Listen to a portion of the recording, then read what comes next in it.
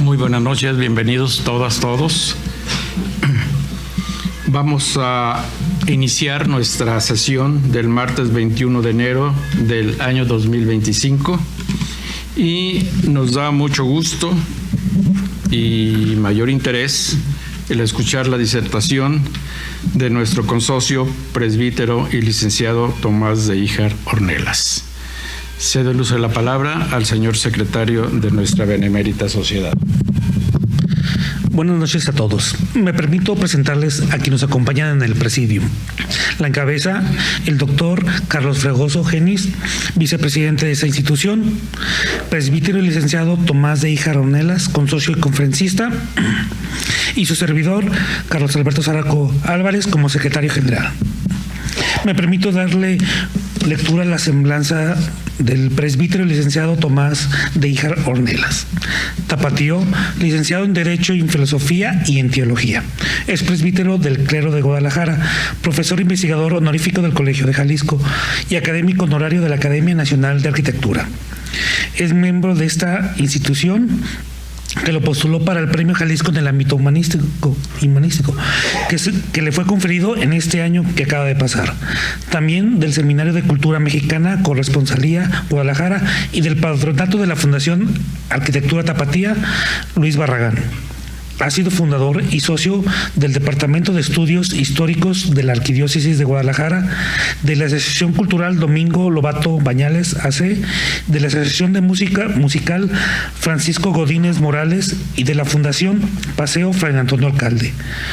Colaboró con el Grupo de Estudios sobre la Religión y Cultura del Colegio de Michoacán y en el Seminario de Pintura Breinal del Museo Regional de Guadalajara.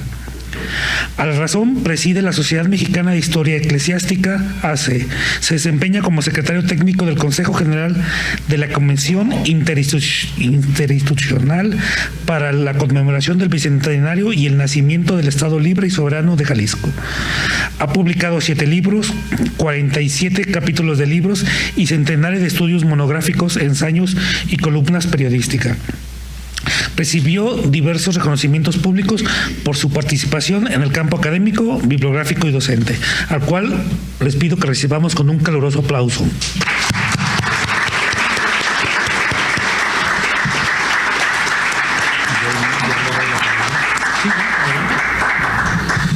Muy bien, con mucho interés escuchamos su disertación.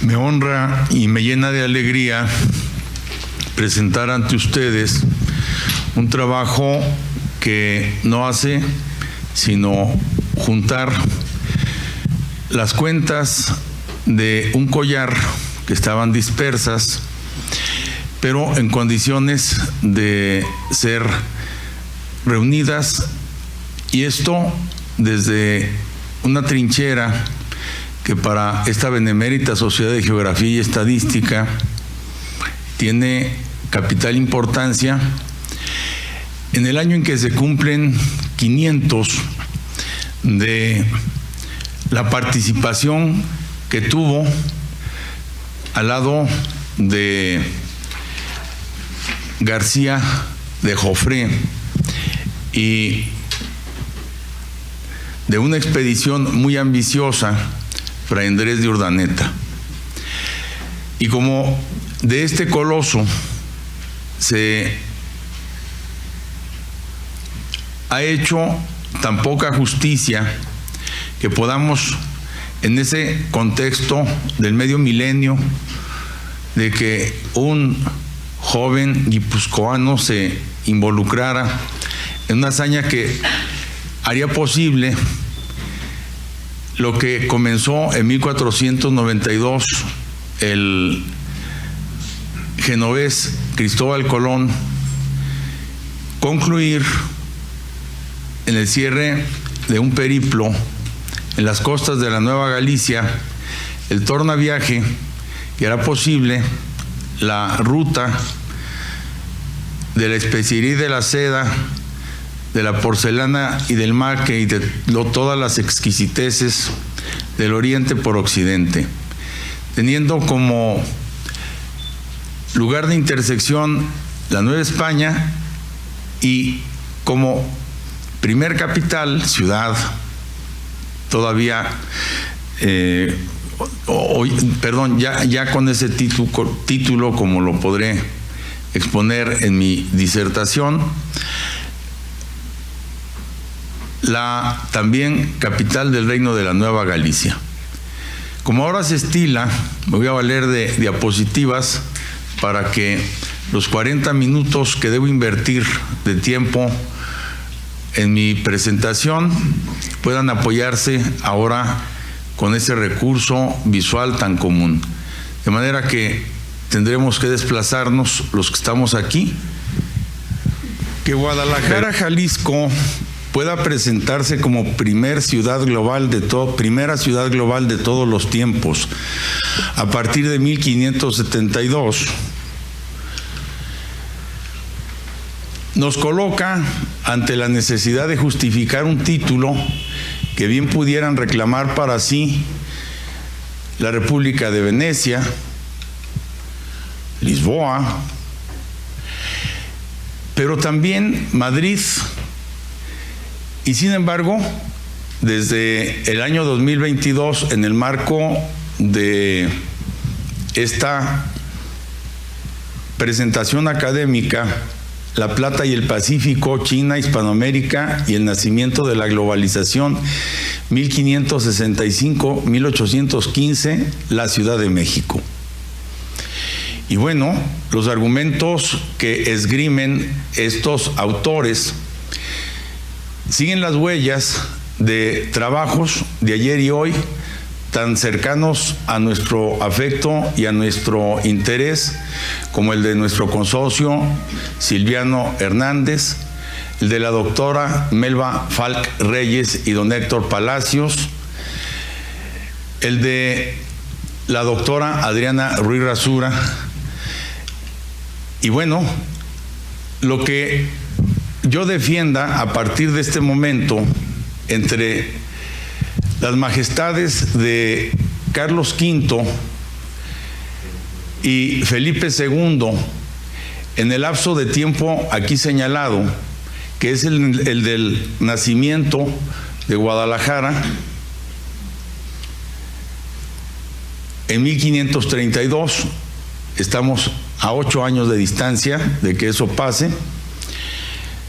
Alguien me podría decir aquí, ¿es la Guadalajara de Nochitlán? No, es la única Guadalajara, uno nace solo una vez, aunque haya tenido 4 residencias en los primeros 10 años de su vida, pues su nacimiento fue uno, y es el que no tenemos que omitir al cabo de tan cortos años que nos separan. Y respecto al que cerró lo que había comenzado en las costas de la Nueva Galicia, en el astillero de la Navidad, la expedición encabezada por Miguel López de Legazpi y el cosmógrafo Fray Andrés de Urdaneta, con el arribo del primer galeón de Manila. Y digo, lo que le debe Guadalajara a Carlos V es su título de ciudades de 1539. De manera que ya llegó al Valle de Atemajac con ese real decreto y hasta con su escudo de armas.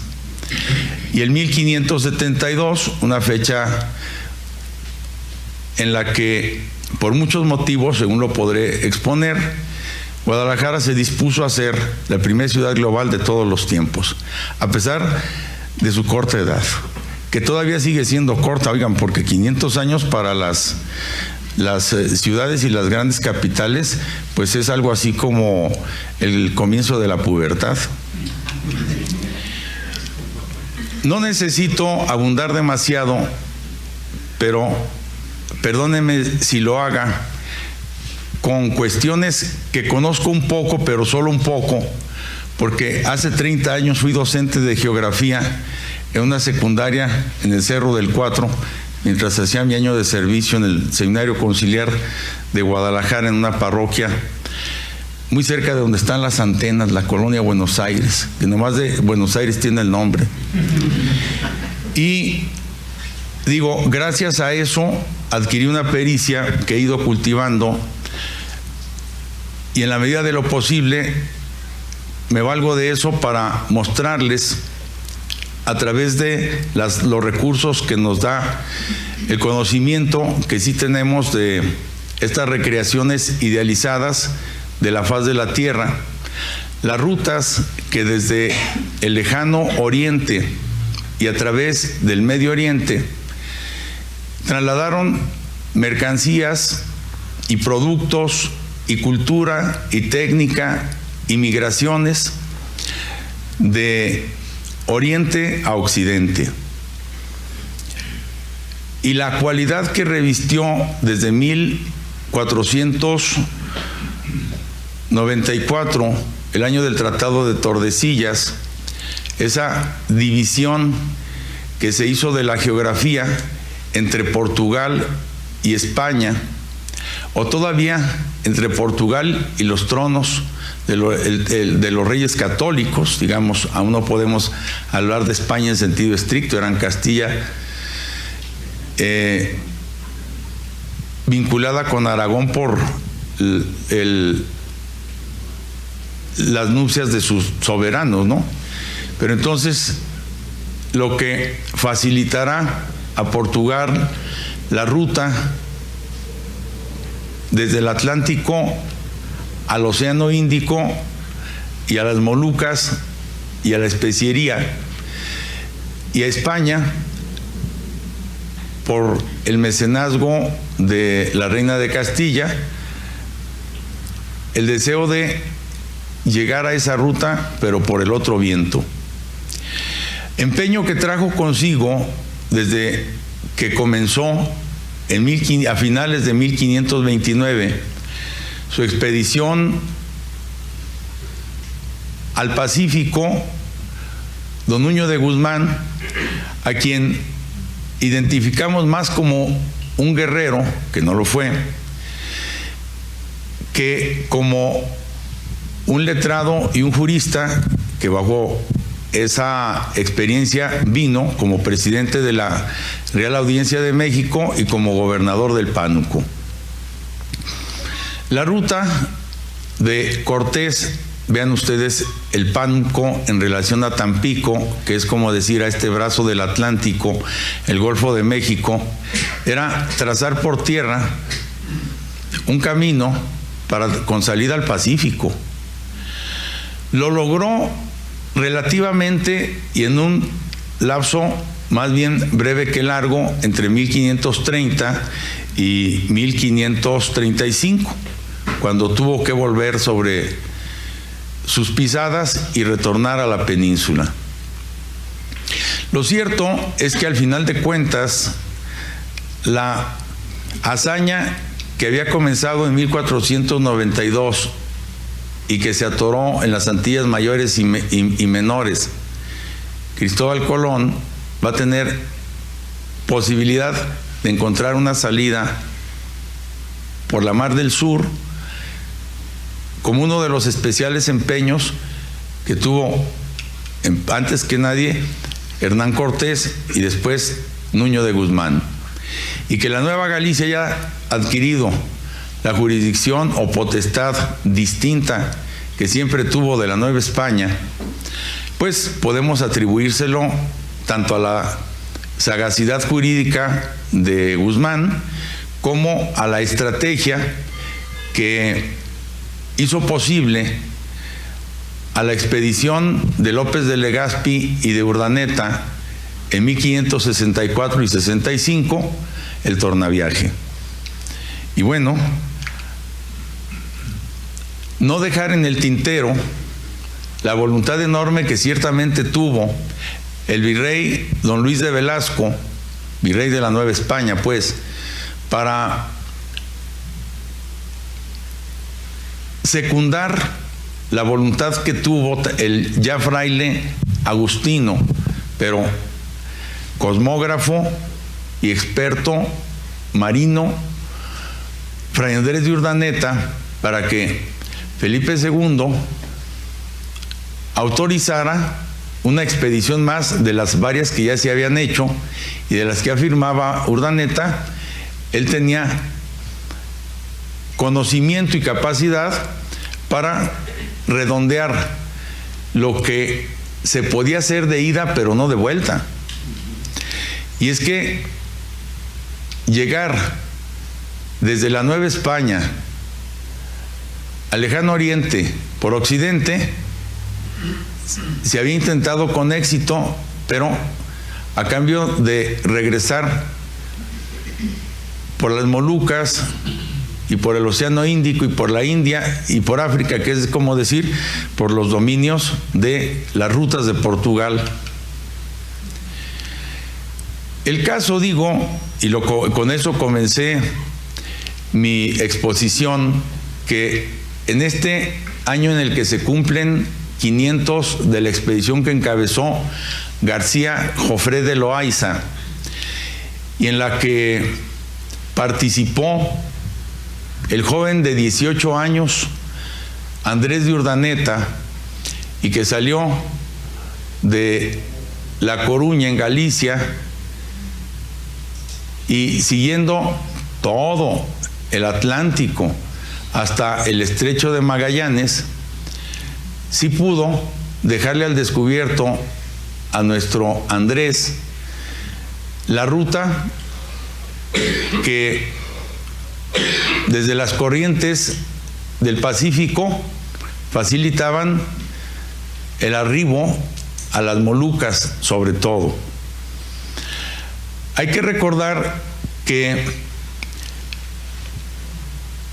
bueno, no hay que recordar, debo decirles o comentarles que Urdaneta, que sale de Galicia en 1525,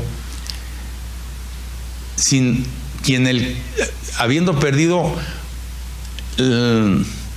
cabeza a la expedición, se mantuvo con un pequeño grupo de españoles, diríamos en términos de la calle, atorado durante 10 años en este entorno.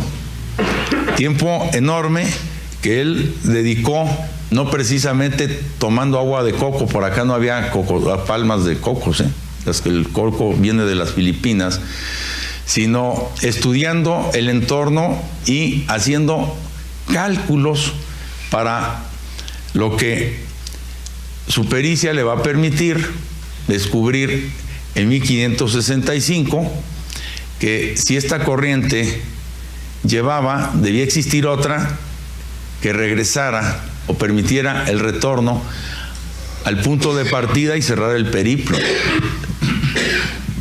Esa corriente que él intuyó debía existir se llama Kurosawa.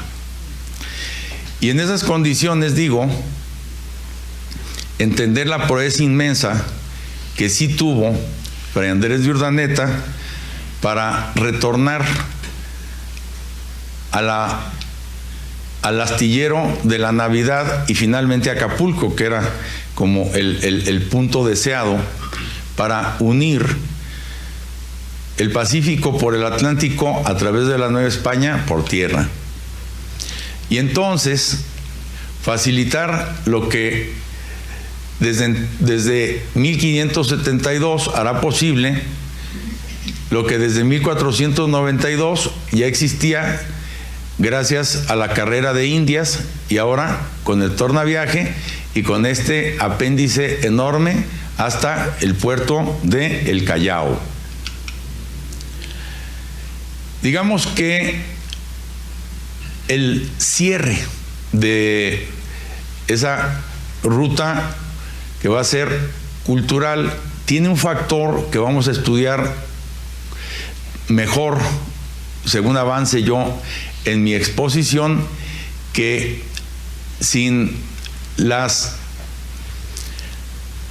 vetas de plata de la Nueva España no habría redondeado lo que sí se logró gracias al recurso que de las casas de moneda, no solo de la Ciudad de México, sino de las otras que se fueron estableciendo, van a facilitar que en China se adopte la plata como elemento de intercambio comercial y bueno, digamos que las exquisiteces del Oriente a cambio de la plata de la Nueva España y en relación ya con el retorno a Sanlúcar de Barrameda y a la ciudad de Sevilla, pues el primer modelo de globalización de todos los tiempos. Hasta ahí creo que todos estamos de acuerdo. Y entonces, aquí es donde comenzamos. ¿Qué le impide a Manila poder ser considerada la primera ciudad global de todos los tiempos? Bueno, que no tenía el título de ciudad cuando esto comenzó, ¿verdad? Para empezar.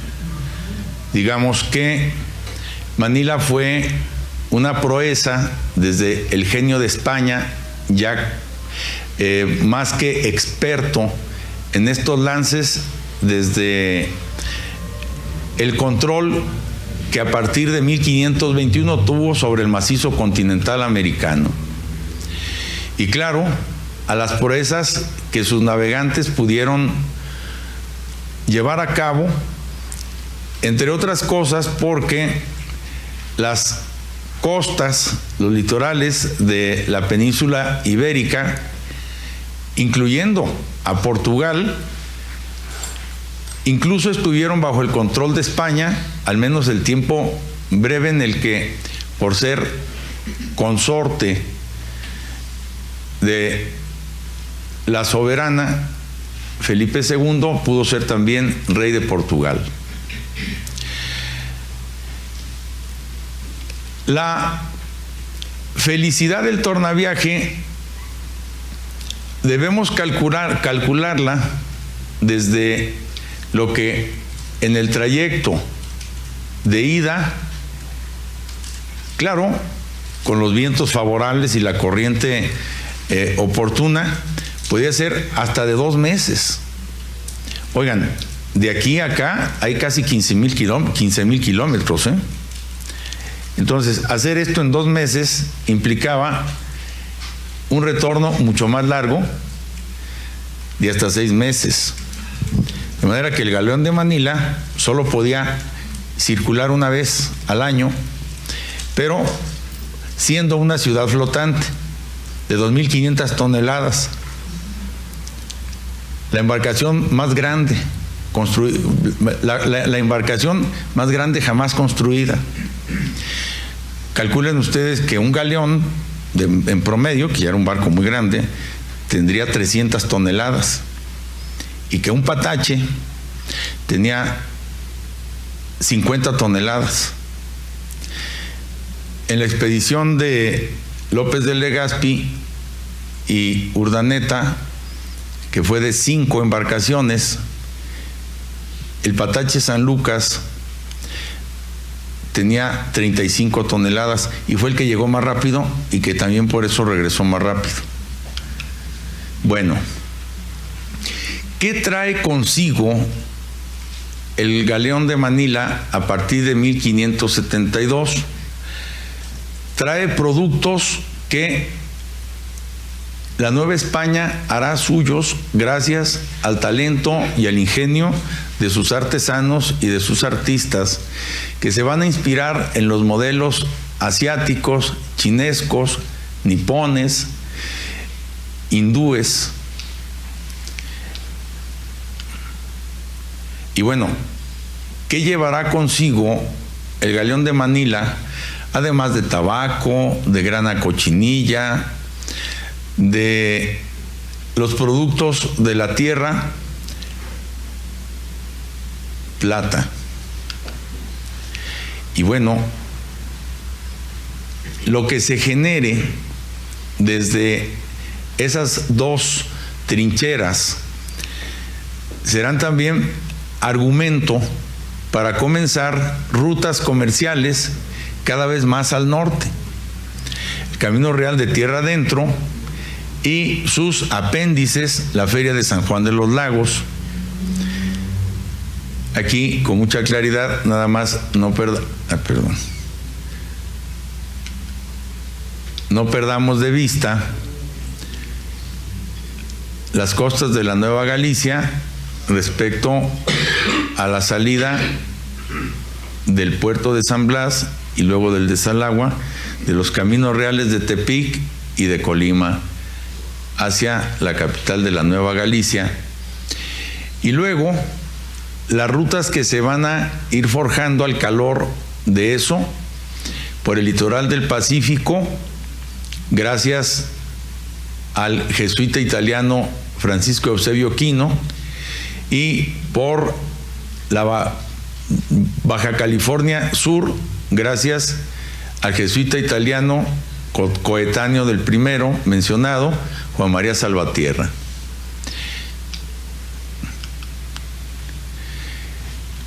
Establecida la ruta del tornaviaje y teniendo como puente natural y necesario la Nueva España, pues lo siguiente fue preparar una embarcación tan grande y tan colosal como terminó siendo, según lo acabo de decir, la también llamada Nao de la China, una ciudad flotante, así se le considera, por las dimensiones y la capacidad para trasladar mercadería, y entonces unirse a la ruta que ya controlaban tanto los portugueses como los holandeses, y a las que se pudieron establecer desde la soberanía española en Hispanoamérica hasta llegar a las Filipinas, que originalmente llamó Magallanes, que fue el que las descubrió, San Lázaro.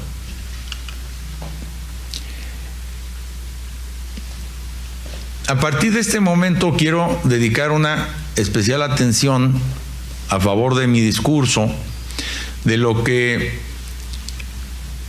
en la Nueva España se fue produciendo en esta relación cultural por este vínculo del comercio transoceánico, y que tiene manifestaciones tan tempranas como la del primer mexicano, es decir, nacido en la Ciudad de México, primer mexicano en ser elevado a los altares, primero como beato, Fray Felipe de Jesús, y luego ya muchos años después canonizado como santo, que nació en la Ciudad de México, se fue a Manila enviado por su padre comerciante para cerrar algunas operaciones favorables a su causa. Allá, como junior de entonces, se gastó los centavitos que le habían dado, y que yo creo que no eran muy pocos, para hacer pactos convenientes a los negocios de su padre en el Parián de la Ciudad de México, y ya en Blanca le vino una conversión que debió ser muy profunda, según sus biógrafos, que pidió ser readmitido. Ya había estado en un noviciado, en el noviciado de los franciscanos en la Ciudad de México, en el convento de los Hermanos Menores de Manila, con tan buena mano que pues recibió el permiso de sus superiores para recibir el estado eclesiástico en su ciudad de origen,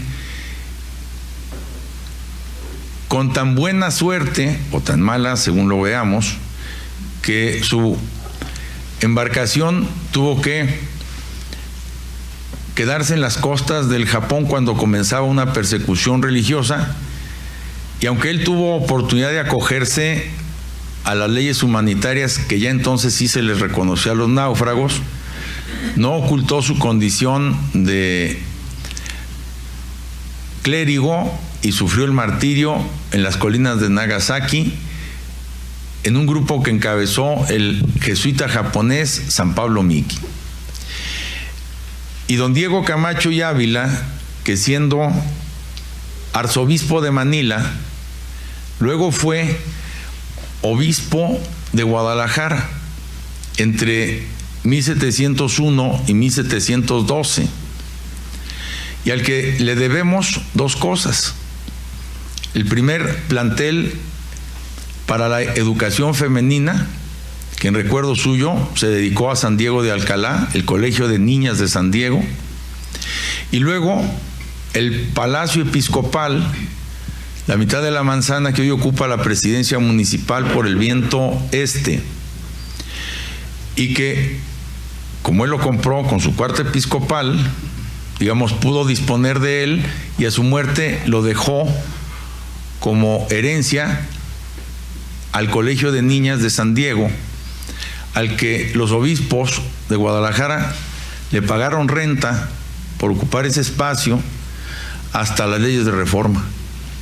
Don Diego Camacho y Ávila, que habiendo sido primero arzobispo de Manila y luego obispo de Guadalajara, conservó hasta su muerte el título de arzobispo-obispo de Guadalajara. Las relaciones que en la decoración chinesca de los tibores de alta temperatura y cerámica vidriada de Puebla van a tener una réplica en la decoración chinesca de los tibores de barro bruñido de los ceramistas de San Pedro Tlaquepaque y de Tonalá, y que van a tener un éxito rotundo en el viejo mundo. Objetos de uso doméstico absolutamente orientales, más japoneses que chinos, ¿no? Que así llegan de allá empacados, pero que luego los artistas novohispanos van a recrear a su modo con modelos propios y hasta exaltando valores de la tierra, como el que nos dejó Juan Correa y que ahora se exhibe en el Museo Sumaya. Y bueno, ¿qué les puedo decir? De las muchas exquisiteces que los angleyes fueron puliendo y perfeccionando ellos mismos desde factorías establecidas en Manila. Y luego,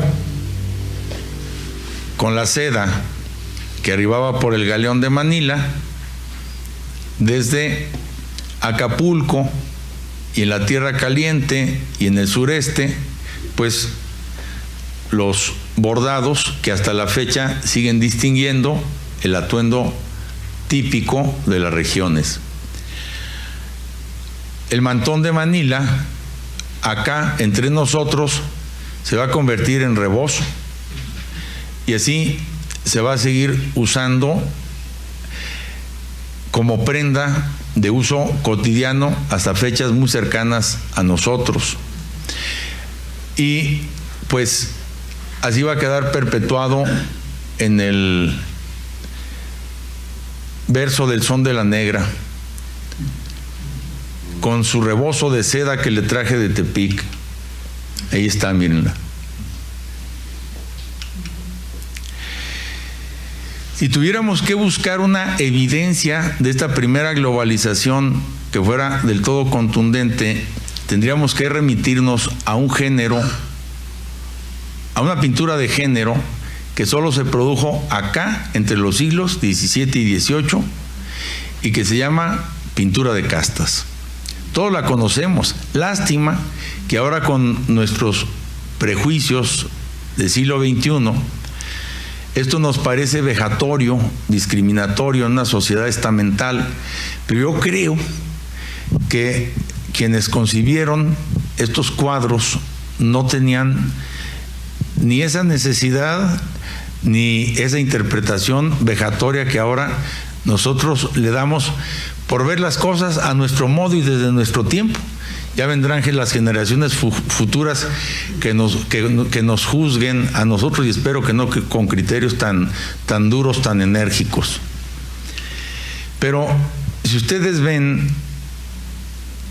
en estos cuadros donde el sociólogo y el antropólogo tiene ejemplos inagotables para esta globalización temprana a la que me estoy refiriendo, pues van a encontrar una riqueza tan grande, porque estos modelos no los produjo la imaginación del pintor, sino la descripción atenta que fue haciendo de esa combinación que por primera vez se produjo en la Nueva España, donde gentes procedentes de todos lados no tuvieron empacho en relacionarse de tal modo que procrearon linaje y todavía en este momento como que la necesidad de buscarles una interpretación o un orden. Pero bueno, ahí desde luego que los cálculos de estos incipientes etnólogos pues estaban siguiendo una regla que no podía soportar y no la soportó más de 2 siglos. Bien, el otro aspecto que hay que tomar en cuenta son los elementos que vienen del lejano oriente, que ahora forman parte de nuestro paisaje. Me referí ya a la palma de cocos, que es de Filipinas,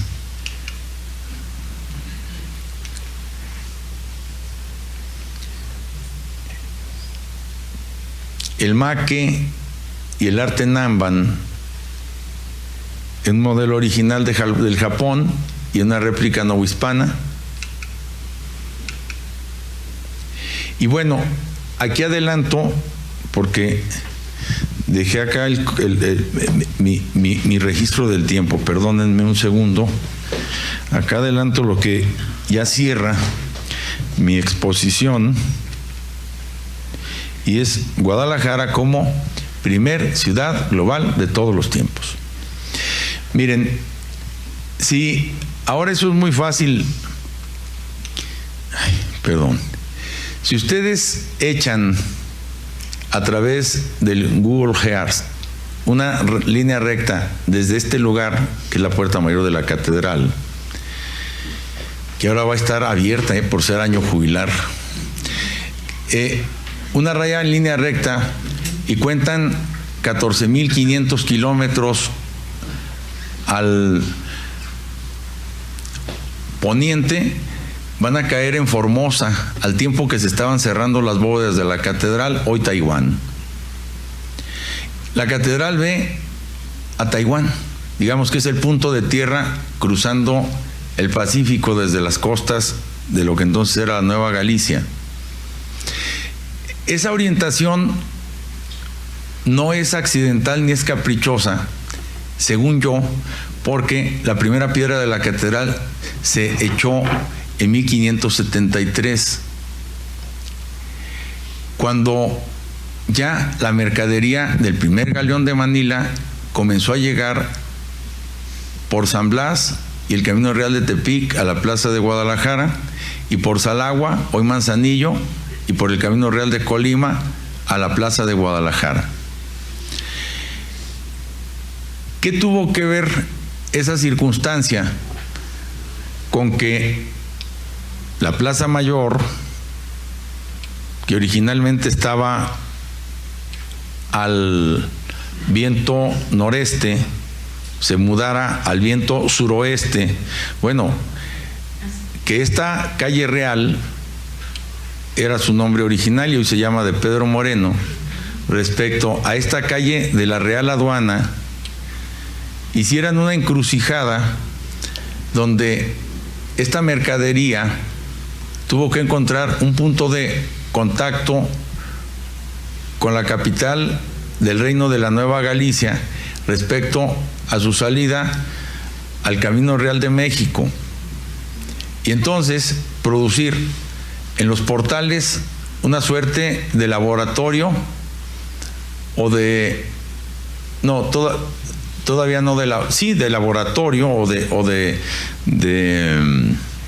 expendio de las sustancias de laboratorio, para que cruzando las fronteras de la ciudad y del río, también y todavía sobre la calle Real, pero ya encimada al Camino Real de México, en los talleres de Analco y de San Juan de Dios, pues se produjera allí sí un laboratorio y un fermento de productos globalizados.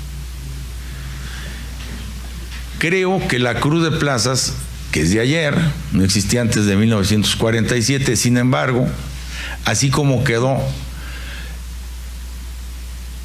como elemento urbano distintivo de esto que quiero ahora, o que estoy tratando de ofrecerles y de demostrarles, tiene ese sentido y esa circunstancia. No me voy a mover demasiado, por eso quise utilizar la fecha 1572 para justificar mi pretensión de Guadalajara como primer ciudad global de todos los tiempos. Entonces, si ustedes caminan o le ponen cuidado al edificio que hoy ocupa la Escuela de Música de la Universidad de Guadalajara, ahí dice Claustro de San Agustín 1573, porque esto se quedó vacío en 1572, ¿eh? Hasta ahí sin problema. Luego, si ustedes caminan hacia el viento contrario, hacia el norte, en el edificio que hoy ocupa el Supremo Tribunal de Justicia y cruzan su zaguán, van a ver en una placa que recién se ha colocado datos que describen que esto en 1542 fue la Plaza Mayor, que aquí estuvo la primer parroquia de la ciudad, que luego fue el primer centro de educación media que hubo en la ciudad, el Colegio Seminario del Señor San Pedro, que antes fue la Catedral Provisional de la Nueva Galicia. Guadalajara no era sede episcopal antes de 1560, que luego fue, después de ser Colegio Seminario del Señor San Pedro, el primer hospital de la ciudad, el Real Hospital de San Miguel, y finalmente el convento de Santa María de Gracia. Entonces, bueno, la Guadalajara del Valle de Atemajac se asienta aquí, nace aquí y se muda acá por el factor que les acabo de decir. El arribo de la mercadería por los caminos reales de Colima y de Tepic y su encrucijada con la calle de la Real Aduana y la calle Real y la vocación fenicia que va a distinguir a los tapatíos a partir de ese momento. Y bueno, vean ustedes en qué se convierte desde el mercado, desde la feria de Tepic, lo que viene de Filipinas por el galeón de Manila, desde el puerto de San Blas,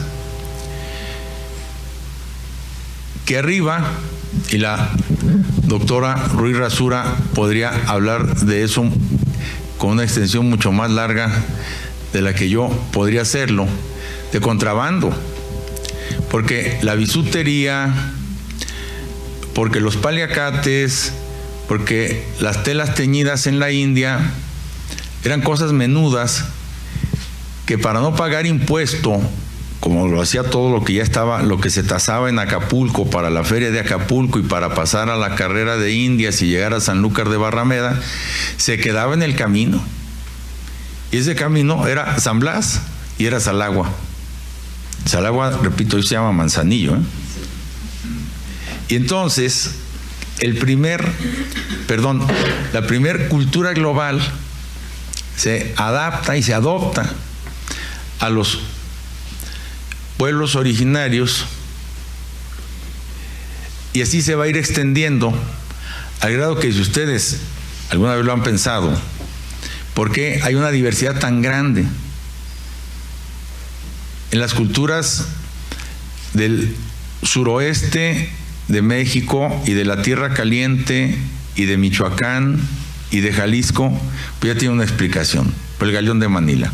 La manera como estos productos se adoptaron y se diversificaron.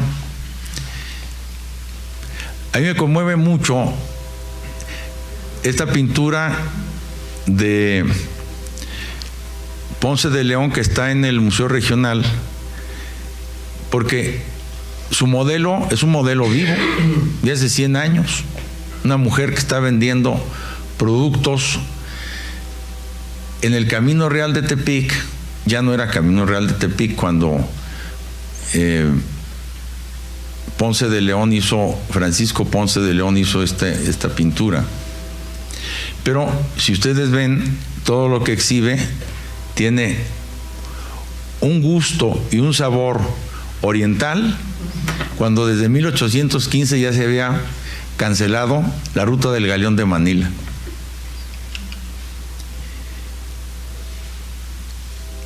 Más podría seguirles diciendo de lo que ustedes ya conocen y saben, pero mi tiempo se agota y todavía tengo que tratar en los... Hoy ya se agotó mi tiempo. Tengo que tratar, o voy a dejar esbozado nada más el caso del Valle de Atemajac como encrucijada de caminos. Lo que ven ustedes aquí es el Valle de Atemajac nada más y las cuencas que lo distinguen entre la caldera volcánica de la Primavera al poniente y la barranca de Oblatos al oriente y al norte, y la ciudad de Guadalajara en 1542 al centro del valle y de las cuencas, y los pueblos de indios que la tachonaron en número de 15, solo en el Valle de Atemajac, urbanizaciones que bajo esa categoría y una legua cuadrada de merced real para sus ocupantes son, a contar, 1, Tetlán, San Andrés, San Pedro Tlaquepaque, Analco, Mexicalcingo, Huentitán el Bajo, Atemajac del Valle, San Miguel de Mezquitán, Soquipan, Zapopan, San Juan de Ocotán, Jocotán, Mexicalcingo, Santana, Tepetitlán. Entonces, solo esta manchita en negro era la superficie de Guadalajara, 1 legua por cuadro. Eso era en la Merced Real, así se limitaba. Y luego monten ustedes leguas por cuadro para los demás pueblos de indios y recortes que quedarían entre unos y otros como tierras del fundo legal o del ejido. 1, 2. Consideren y tomen siempre en cuenta que Guadalajara fue capital del reino de la Nueva Galicia, pero también capital de la diócesis que se va a llamar de Guadalajara hasta 1560, pero que ya lo era en 1572, con una jurisdicción sobre la educación y la salud pública en ese tiempo, además de la cura de almas, sobre 4 millones de kilómetros cuadrados, sobre esa inmensidad.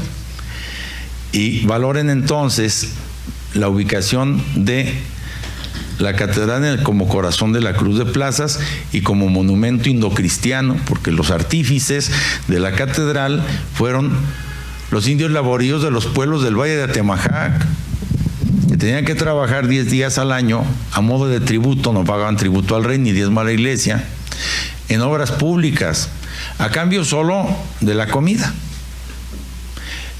en una costumbre a la usanza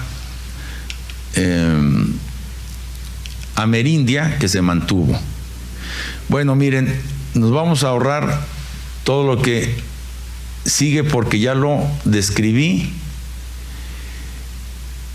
Quizá esto yo lo hice, lo preparé para esta exposición. Miren, aquí de Sanlúcar de Barrameda a Guadalajara hay 9,000 kilómetros. De Guadalajara a la población del Canadá, más al norte, habitada, porque ya lo demás no está habitado, hay 4,000 kilómetros. De Guadalajara a Manila hay algo menos de 14,000 kilómetros. De Guadalajara a Punta Arenas hay 8,000 kilómetros. Híjole, esto es un comercial. El Museo del Prado va a exponer de junio a octubre de este año una exposición que va a curar Jaime Cuadriello, dedicada a la Virgen de Guadalupe. Y no sé por qué tengo la impresión de que el producto indocristiano global de todos los tiempos es el culto guadalupano. que es la Virgen, si la Virgen de Guadalupe tiene el título de patrona y emperatriz de América y de las Filipinas, no es de Oquis. Muchas gracias.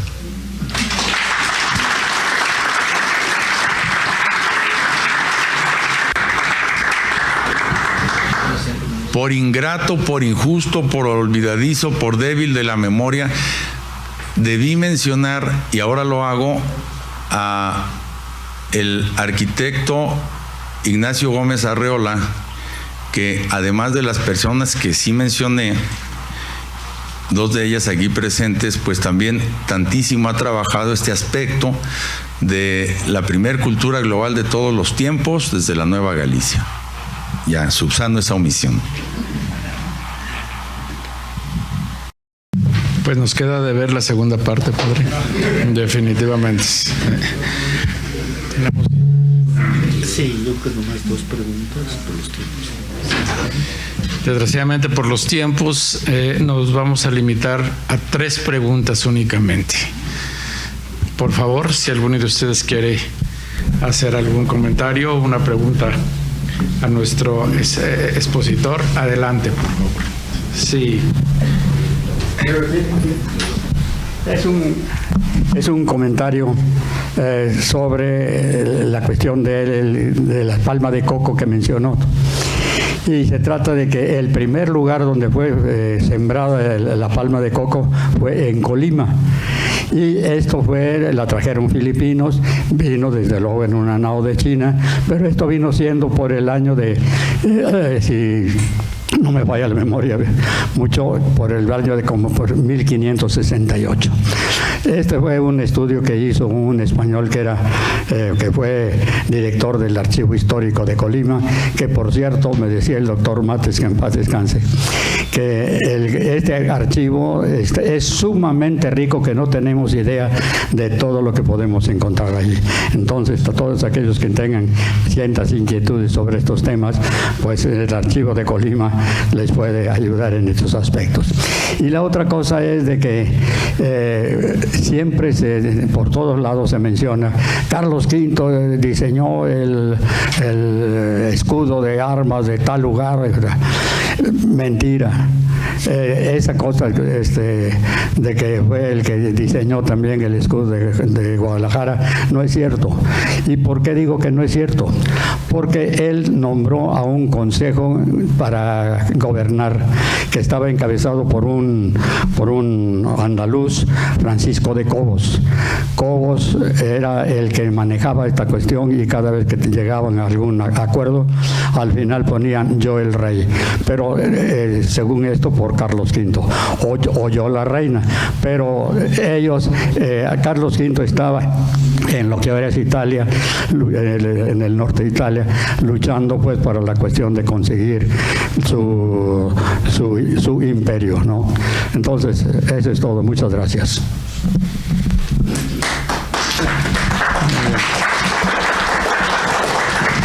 Adelante, por favor. Muy buenas noches. Pues en primer lugar, felicitar al Padre Tomás. Siempre es un gusto poder venir, tener el privilegio de asistir a sus conferencias y además de que nos une ya muchos años de amistad con el Padre Tomás, verdaderamente venimos llegando de la Baja California Sur y derechitos a la conferencia del Padre Tomás, para que vean que tiene jale. En segundo lugar, soy Rodrigo López Portillo. Buenas noches. Algunos ya me conocen, otros no. Con todo gusto. Mi interés en la genealogía me ha llevado también a ver temas de la globalización, como es el caso que nos ocupa el día de hoy. Y entonces, en apoyo a lo que dice el Padre Tomás, hay un genealogista de raíces filipinas que vive en Guerrero, y el año pasado es un Zoom muy interesante, porque después de 10 años de sacar muestras de ADN voluntarias, porque él no lo patrocina ninguna universidad ni nada, él lo hace como hobby, ¿no? Después de 10 años dio a conocer su estudio y tuve el gusto de poder participar en ese Zoom. Entonces, lo más interesante, que él está mapeando la Costa Chica de Guerrero y luego sigue y llega hasta Nayarit. Todas zonas donde estuvo el galeón involucrado, el comercio Filipinas-Nueva España, ¿no? Y entonces, lo más interesante que a través del ADN, cosas que en la vida yo me hubiera imaginado, y seguramente ustedes tampoco, personas que viven ahí tienen genes daneses. Increíble, ¿no? Daneses. ¿Qué estaban haciendo los daneses en Filipinas? Pues comercio. Daneses, franceses. O sea, hay tal riqueza de ADN que si nos ponemos a ver los marinos, la gente que viajaba, los comerciantes, pues al final de cuentas de ahí venimos todos, ¿no? Entonces es muy interesante. Ya con eso termino el comentario. De nuevo felicitar al padre Tomás y su postulado. Creo que sí va a tener mucho eco, porque realmente ya el presidente López Mateos, las águilas que todos conocemos las inauguró el presidente López Mateos en el 64, creo, a ver si no me equivoco, porque es la ruta a Barra de Navidad, y esa ruta a Barra de Navidad es la que nos llevó a las Filipinas saliendo de Guadalajara, y esa es la puerta. Claro. Las águilas es la puerta, con lo que hoy se puede demostrar, además de todo lo que ya dijo el padre Tomás, un monumento que pasamos y no le damos importancia porque pues son las águilas. Pero esas águilas significan que es así como es la puerta por donde salieron nuestros antepasados jaliscienses neogallegos en aquel momento y fueron para allá, porque uno habla de los barcos, pero pues ¿quién los tripulaba? Obviamente pues había un capitán y eso, pero la tripulación en general pues era gente del pueblo, los que estaban a la mano. Entonces los que salieron por ahí pues también entraron por ahí, y entonces no nada más fue personas, fueron las mercancías y todo lo que habla el padre Tomás. Entonces enhorabuena por este trabajo tan importante, y en estos tiempos tan un poquito chiflados, para no llamarle de otra manera, en donde le quieren cambiar el nombre al Golfo de México y etcétera, etcétera, etcétera, pues qué mejor que rescatar nuestro origen y rescatar nuestra memoria. Y entonces en eso el padre, yo creo que va a tener mucho eco, y muchas felicidades. Enhorabuena.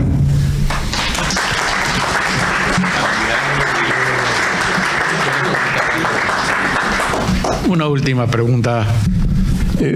Un muy leve comentario, padre.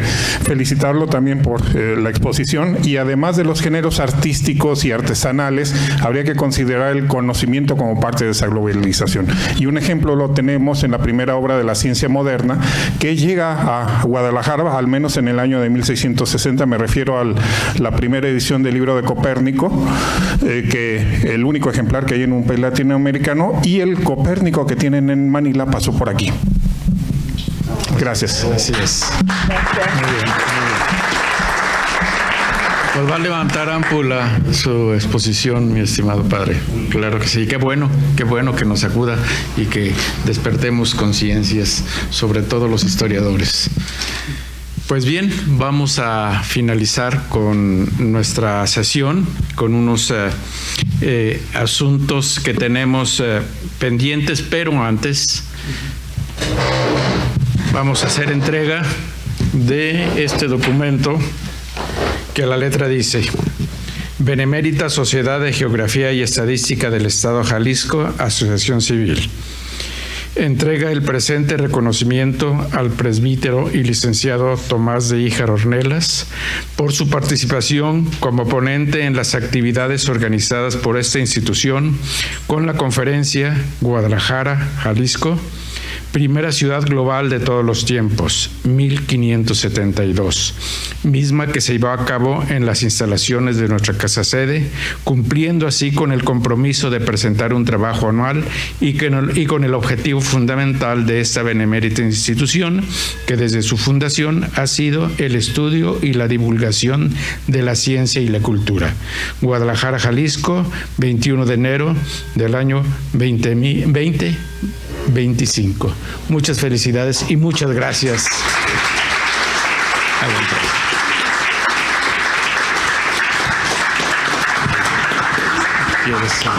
Sí, algunos créditos.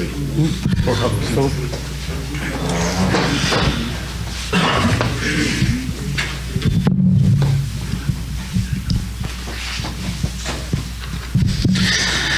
Agradecemos la presencia del licenciado Álvaro Martínez García, director del Archivo Municipal de Guadalajara, en representación de la maestra Verónica Delgadillo García, presidenta municipal de Guadalajara.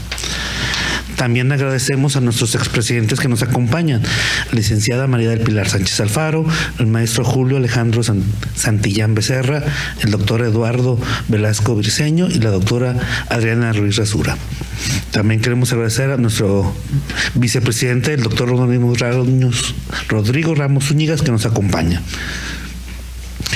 De igual manera, a todos nuestros directivos, consocios e invitados que nos acompañan en esta casa sede, igualmente a través de las redes sociales. Les invitamos a nuestras próximas actividades. El próximo martes 28 de enero, en punto de las 20 horas, conferencia Liderazgo Explosivo y su impacto en la sociedad, a cargo de nuestra consocia, la doctora Berta Hermila Madrigal Torres.